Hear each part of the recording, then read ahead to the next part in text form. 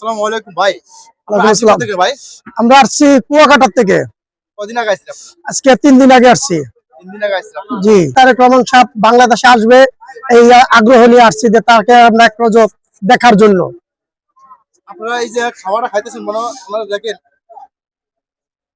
ওনারা খাবারটা খাইতে আছে। ওনারা অনেকদিন পরে মানে সকালবেলা খায় নাই। কেন খায় নাই জানেন?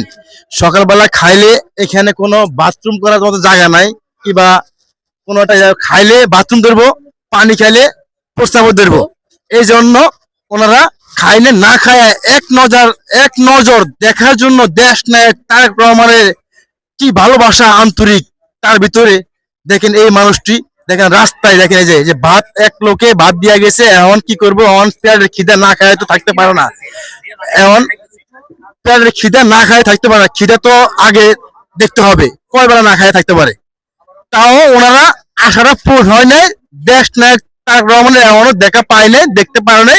এক নজর দেখার জন্য ওনারা আসছে এখানে। আপনার দোয়া করেন, ওনার জন্য, ওনারা যেন এই ভাই যেন তারেক রহমান দেখতে পারে। ওকে, আল্লাহ, আসসালামু আলাইকুম।